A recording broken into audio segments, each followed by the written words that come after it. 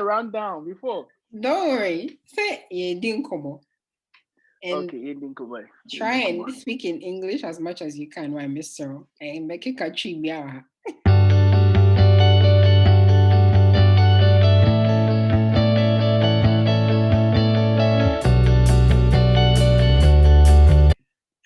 I feel offended by that. Like, I'm not fluent in English. What is that? What do you mean? Because when you Chi, I mean, you say I know you love speaking Chi, but that's when I speak to 3 people. But okay, I'll put it off. Yeah, try and speak. I'm an actor much English in character.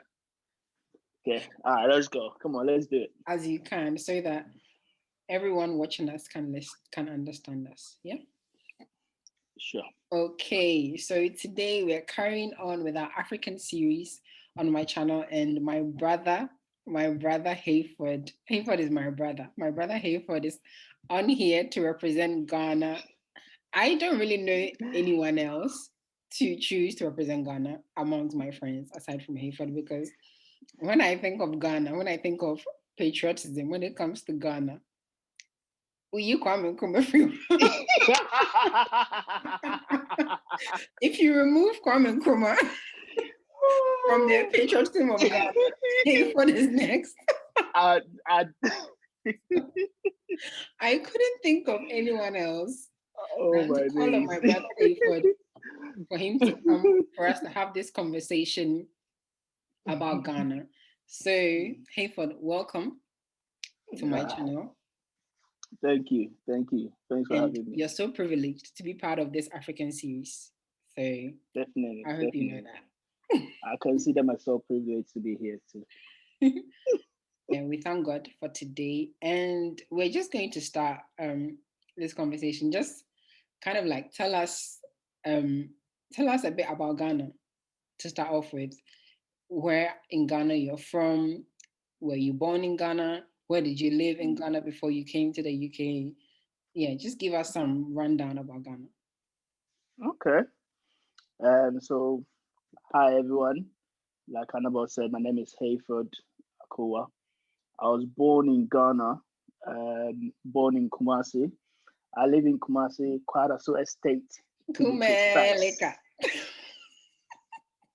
Yeah, so I lived in Kwadaso Estate. I was there. I schooled in Ghana. Jesus the King International. Yes, I was there till I was like 14. Your school was called Jesus is the King? Jesus the King International School. Okay. Kwadaso Estate. Yes. You see how they have Christ the King, as was Jesus the King. Okay. Yeah. Yeah, Kwadaso Estate. I mean, anyone from those areas would know. Yeah, it's quite close to a school called Lutheran. Yeah, I'm sure you know that school. I don't know that school, Hayford. What kind of Kwadaso girl are you? No, but I wasn't born in Kwadaso. Yeah, I only lived, I lived there. My parents live there now, but I wasn't born. Okay. Yeah, so yeah, I pretty much grew up but I spent part of my life also in Bonhafo region. I went to live with an auntie for a bit, and then I returned back to Kumasi. So from Kumasi, I came to the UK. Okay. Yeah, now how is Ghana? Ghana is just an amazing place. It's like, I mean, each time, as soon as I touch Ghana, I feel like I'm home. Like the culture, the people, like just the nature, the surrounding, the environment. Like, I mean, it's just a beautiful place to go to. Like, I just love it. I just love being there. The food, everything. Yeah, I just love everything about it. I just love everything about Ghana. Yeah. I agree. Ghana is just the place to be, isn't it? So tell us a bit about growing up in Ghana. How was it like? Growing up in Ghana. I had a bit of an unusual experience growing up in Ghana because I didn't actually grow up. I didn't live with my birth parent. Mm. So, like I said, I moved to Brahafo region. I was staying with an auntie there, and one of the things I'll say, it was quite difficult schooling there, and hmm, opportunities wasn't as we have here. The experiences, like schools, was different. Um, what else? Yeah, our childhood, that the kind of things that we have access to, like even basic education and all of that. You get there, but the experience there is different. Mm. Like last year, we went to do a project in Ghana, and we see the school kids. Some of them coming in flip flops, like they say here, chalewate in Ghana. You know, a bit, just rough. And as I can so relate to them because that was my life back in Ghana. Mm. I saw them, and that was literally me in Ghana. You know, I mean, it has its ups and downs as well because a part of me, I also always tell people, if it was up to me, I would have loved to finish at least secondary education in Ghana because in as much as it is tough there, the way they discipline you there back in school, I'm not sure if they still do it. The discipline back there, I came to appreciate it as I grew older. I learned that it actually does a lot for a young person. And I'm just saying that from how I've seen people that come from Ghana, and they enter into education here. The level of discipline and understanding that they have compared to those in the UK here, it almost seems as if UK people, we don't know what's going on. Mm. We don't know what's going on. Though they have such limited resources, but they do so much with it. Yeah. And yeah, I just there's a whole lot of things to appreciate back in Ghana. The school experience is definitely one. Like it's so engaging. Um, inter sport with different schools and everything about it. Yeah. It's just amazing. It's just Yeah, amazing. I definitely agree. I mean, I think for me as well, growing up in Ghana was just the best because when I think about like us being in the UK and then growing up in Mm. Ghana, like the freedom that we had as children to kind of just roam about, you can close school and just Ah, roam about the whole of Ashtown and Crowford before you get home yeah. I from mean, I school. really appreciate that. I appreciate that. There's certain elements that Ghana gives you, you won't get anywhere else. Mm, Not in the UK, because, like you rightly said, how you can just be free. And I'll finish school and just go outside and play football with my friends. Come home late. Come home dirty. It's like I got to just enjoy your childhood, and mm. yeah, I think that's something that it gives you as well. Yeah, Yeah. I definitely agree. Okay, so we know that you've made us aware that you came here to the UK. You didn't get to finish. I mean, you didn't get to grow up so much in Ghana. How old were No. you when you came here? I was 14. Okay, so yeah, you didn't really get to um do the do much of the school system in Ghana, and No, that's one thing that I always it kind of pains like me. feel It like I actually pains wish me. I had the chance because sometimes I don't know if you ever have this feeling, but sometimes when you're around Ghanaians who had the chance to go to secondary school in Ghana, and they are talking about like that secondary school lifestyle, and I'm like, You're just there, like, especially the ones that went to the boarding schools. yes, They would just it's rub it true. in your face, and I'm just there, like, oh, okay. We Yeah. didn't have any of that experience. One thing that I used to always admire, I don't know, I was such a young boy, but I always looked up to, like, those secondary school young guys, like the one in the boarding school. I always saw them as so cool. Like they come always so cool, especially if you were into sports and stuff like that. You're seen as one of the popular kids, and It's true. everyone knows you. I couldn't wait to get to these JSS, to get to secondary school and everything. Me but too. I didn't get to experience all that. But Yeah. all the same, I also appreciate it because had I been there, only God knows what's, where I would have ended up. Only God knows. It's So so true. I bless God for where He took me anyway. It's true. It's true. Okay. I mean, this is really good because I think I have the same feeling as you. Sometimes when I go to Ghana and I see some of my cousins who are in secondary school now, and I'm like, if I had got to secondary school in Ghana, they I don't know, the way I would do myself like Hey, that come kind on. of things I'm sure would have probably done. But yeah, like you said, in all of it, we thank God for whatever plans that He has for us and how they're being executed. Okay, Indeed, that's so now that you're a bit older, have you had the chance to go back to Ghana? And what's the experience now when you go back to Ghana, being older compared to when you were younger? yeah. I've been to Ghana a few times. I think my first time that I went was 2015. That was, yeah, I think after 9 years or so being Wow. here.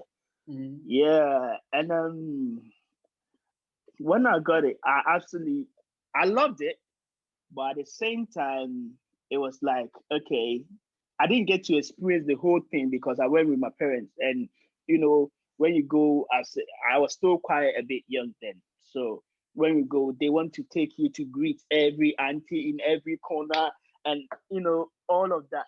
But even in that, I still really got to. I appreciated my life in the UK in a sense that I saw some of my friends where they were, some that were very smart, but obviously their families didn't have the financial means to take them a step further in their education. Mm. Yeah.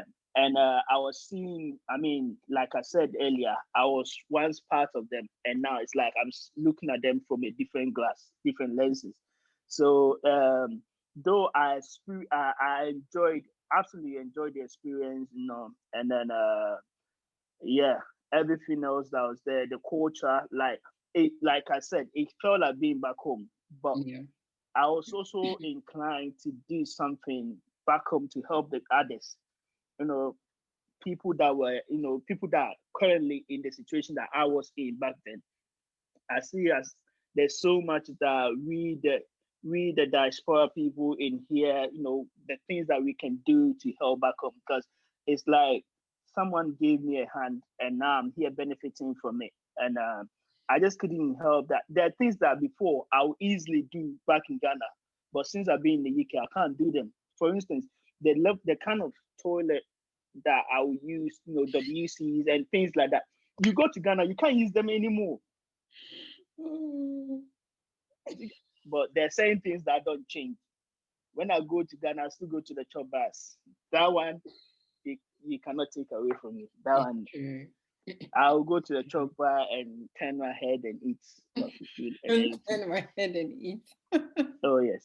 It's true. I think similar to what you're saying, like there's been times that I've gone back to Ghana and I'm like, there are things that are still the same when I was younger, like in terms of Mm, food, in terms of like traditions, in terms of the things that people do there, up mm, until now.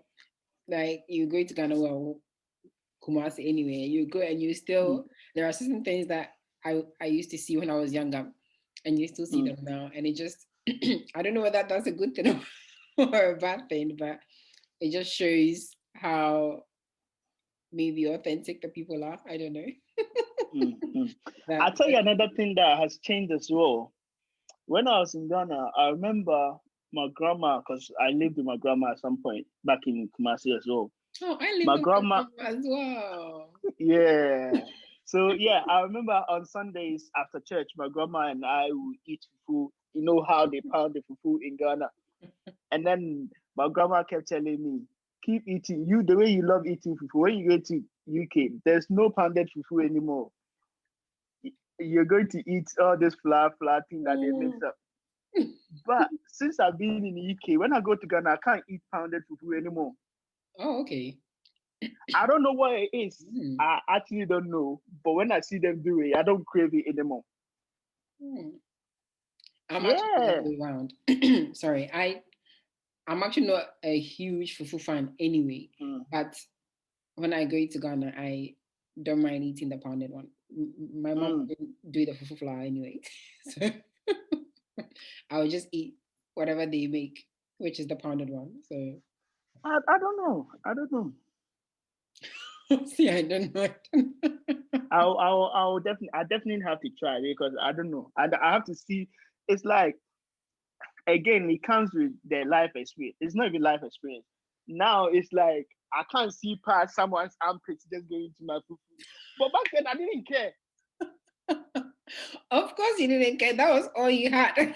That was what you were used to. Now I'm just like, someone big man has just doing. I'm thinking, how much of that is going into the thing? What's the difference between that and going to eat at the chop bar? But even the chop bar, when I go, I don't eat the fufu. I eat banku.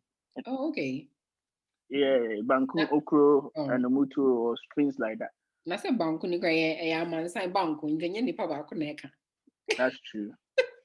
Actually, I don't know. I think it's just me acting. But the next time I go to Ghana, I have to. Hopefully next year. Maybe. Okay. So, is there anything else that you'd like to tell us about Ghana? Okay. So, if it was someone's first time of going to Ghana and they wanted to know why they should go to Ghana, what would you tell them? If they wanted to go to Ghana, I would really encourage them to go because I think Ghana is one of the most growing countries in Africa in terms of tourism. And a few years, well, for the past 2 or 3 years, we've been taking people in Ghana to do projects there. Some are Caribbeans, some are Zimbabweans, Nigerians. They absolutely love it. The people that you meet, the kind of places that we go to, like, well, we're taking them to the Kakum National Park. We've been to the Cape Coast Castle to learn about the history and slave trade and how they used to store the people back there in West Africa, back in Ghana, Cape Coast. So we found out a bit about our history and stuff like that. But sightseeing, there's so many places that you can go to and say like that. But aside that, like I said, the food, everything, like it's just a place that you get there and it's like all your burdens are taken away. I absolutely love it. So I'll tell anyone. Yeah. I'll tell anyone you should go. I definitely agree. I think one thing that I would tell people if anyone wanted to visit Ghana, I would just tell them, go and just release any stress because Ghana is the place. That's it. That is it. That's it.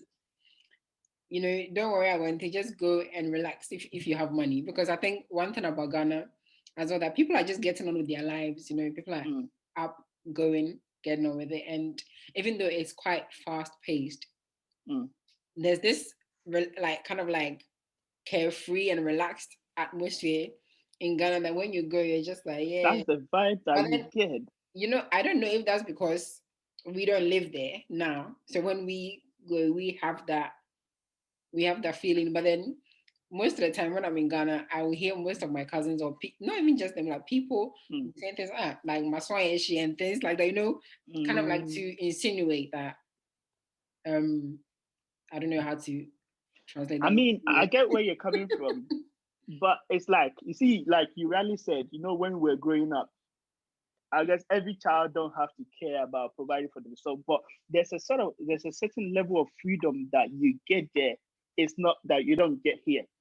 I mean, one of the things that I experienced this year or last year, it was Christmas, right? And then I was walking. I went from my house to, I think, Tesco. And right from my house, let's say that's a good 20, 30 minutes walk. Yeah, there's a park around. I went. I barely saw not even one person. And I'm like, if this was Ghana, that's the vibe, like hotspot, everything. You don't have to go anywhere, but you're enjoying. It's true. there's a freedom that you get there. Like, I mean, if you live there and you don't have money, that's another case. That's a different case altogether. Yeah. I think that's when people will say, I'm hot, and my son and all those kind of stuff. Yeah. But if you go from here, it's just like you said, just let go and enjoy. It's true. It's really true. And Ghana has a rich history as well. So you would do yourself good to go and learn about it. Yeah. Definitely.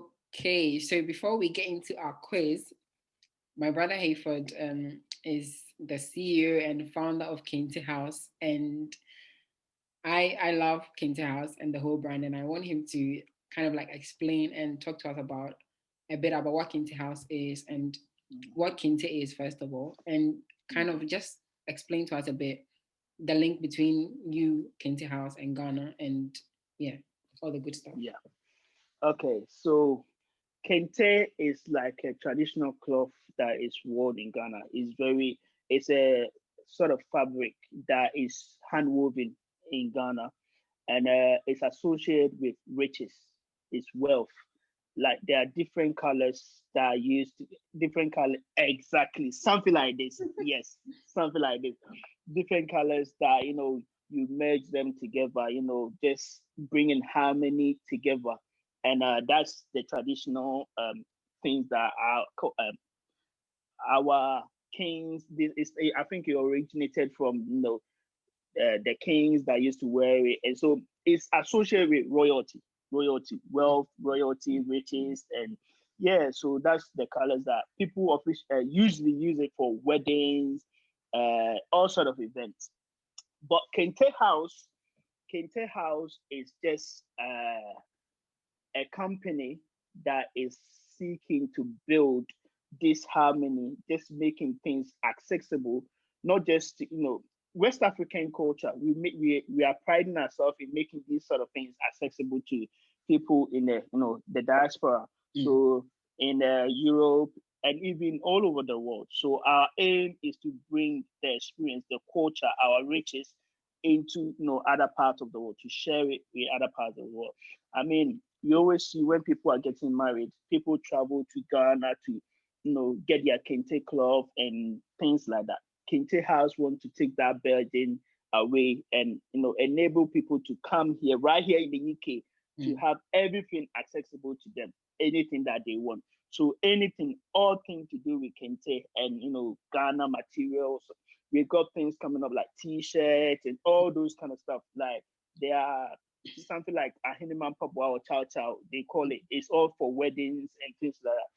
Everything to do with Kente, everything to do with Ghana culture, tradition, traditional wear and everything. Kente House does it. So yeah, check us out as well.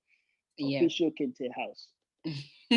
Definitely. I'm going to like link the Instagram account for Kente House below so that people can click on it and have a look at some of the really cool stuff they have on there, and you can purchase one for yourselves. Hayford and Kente House, they have really, really good stuff. All things Kente in the UK, you can definitely check out their account and you can get them really affordable from there, straight from Ghana. So it's fair trade and yeah, it's really good. Authentic. Yes, authentic. Okay, so we're gonna get into the quiz now, yeah? All right. Okay. So this quiz, like we did in our first video for the African series, how Ghanaian are you? So today, of course, we're talking about Ghana. This quiz is going to be about how Ghanaian are you, Hayford. I hope I don't embarrass myself. Yeah, I hope so too, because people are watching. All the hype I gave you in the beginning, if you get any wrong, Okay, so are you ready? As ready as I'll ever be. Okay, first question. What was Ghana called? Gold Coast. Yeah, Ghana president. Gold Coast. I can see that you're struggling with the questions. Let me help you. Gold Coast. Oh, okay.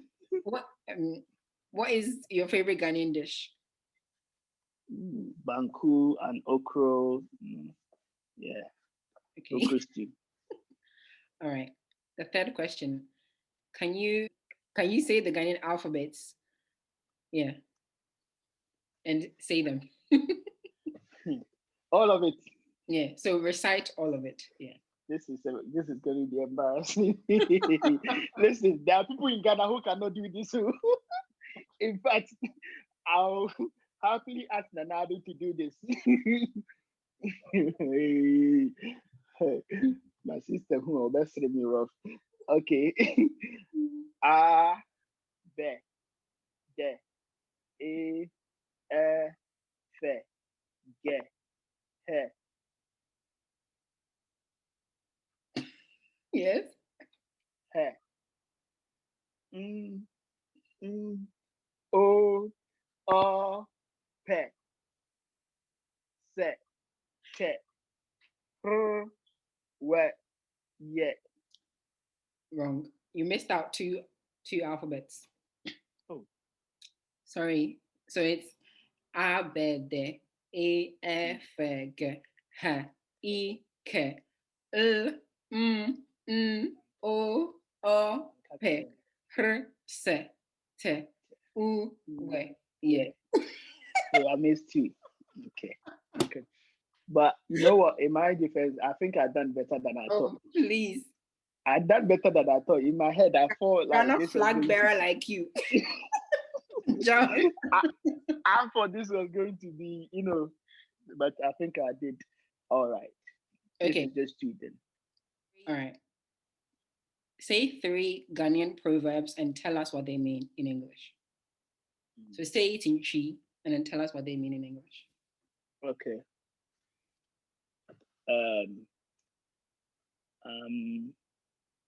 Anoma entua ubuada. Okay. And that in English is, if a bird doesn't fly, it basically it's empty stomach. It doesn't get food. So that in itself is saying that if you don't work, do you know what you said? Say it doesn't. It doesn't fly. It's empty stomach. Oh wow.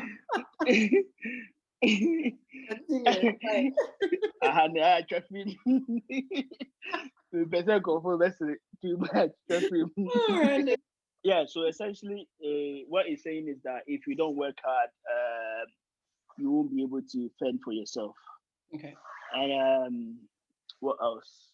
Today, I've said someone, all of a sudden, I can't think.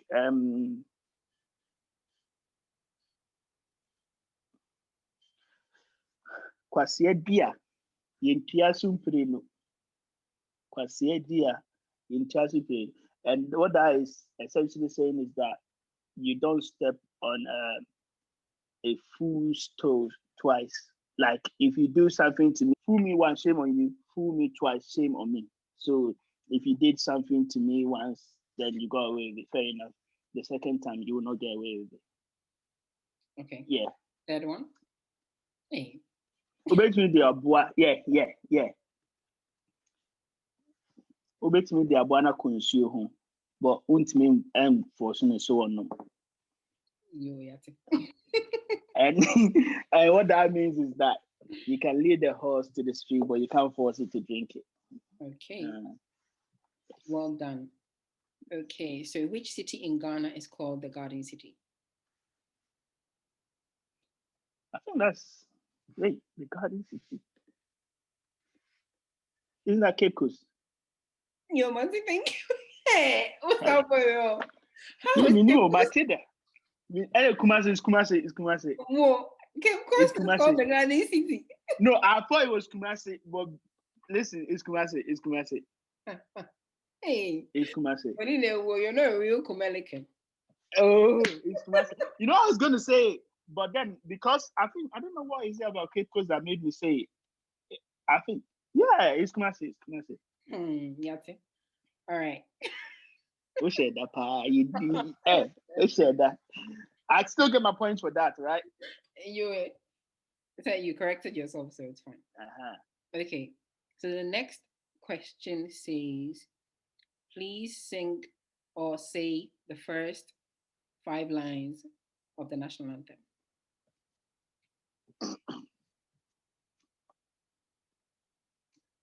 Hey, me to sing it. Come back sing it, but my voice in the middle. National anthem now, but so now those are told.